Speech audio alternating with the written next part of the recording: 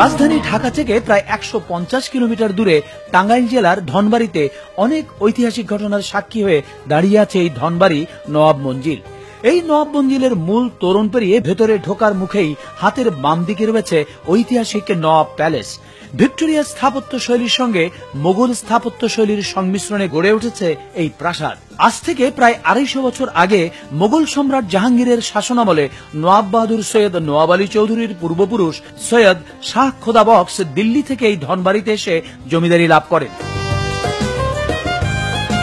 নওয়াব বাহাদুর সৈয়দ নওয়াব আলী চৌধুরী এই বংশেরই সন্তান। জন্ম 1863 সালের 29 ডিসেম্বর নাটোরে তার মাতুলালয়ে। তিনি ছিলেন অবিভক্ত বাংলার প্রথম মুসলিম মন্ত্রী। 1929 সালের 17 এপ্রিল মৃত্যুর আগ পর্যন্ত তিনি মন্ত্রীর দায়িত্ব পালন করেন। ঢাকা বিশ্ববিদ্যালয় প্রতিষ্ঠায় নওয়াব আলী চৌধুরীর উল্লেখযোগ্য অবদান ছিল। তার এই অবদানের প্রতি সম্মান জানিয়ে ঢাকা বিশ্ববিদ্যালয়ের সিনেট ভবনের নাম সৈয়দ নওয়াব আলী চৌধুরী সিনেট ভবন রাখা হয়। বিশ্ববিদ্যালয় প্রতিষ্ঠাকালে অর্থাভাব দেখা দিলে তিনি নিজ জমিদারির একাংশ বন্ধক রেখে এককালীন 35,000 টাকা প্রদান করেন। নওয়াব আলী চৌধুরী 38টি শিক্ষা প্রতিষ্ঠান স্থাপনে জমি ও আর্থিক সহায়তা দান করেন। তার বিভিন্ন কাজের স্বীকৃতি হিসাবে ব্রিটিশ সরকার তাকে খান বাহাদুর, নওয়াব, CIE এবং নওয়াব বাহাদুর উপাধিতে ভূষিত করেন। এই স্থানটি হচ্ছে নওয়াব স্টেটের বৈঠকখানা বা সভাকক্ষ।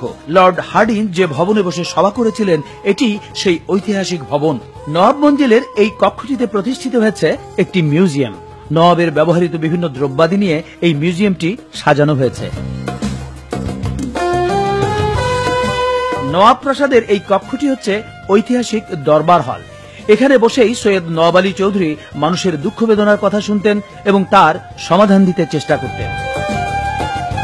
এই নওয়াব বাড়ির সবচেয়ে গুরুত্বপূর্ণ প্রত্নতাত্ত্বিক নিদর্শন হল প্রায় 700 বছর আগে নির্মিত এখানকার জামে মসজিদটি, যা নওয়াব বাহাদুরের পূর্বপুরুষরা নির্মাণ করেছিলেন। প্রতিদিন অনেক পর্যটক এই ধনবাড়ির নওয়াব মঞ্জিল দেখতে আসেন।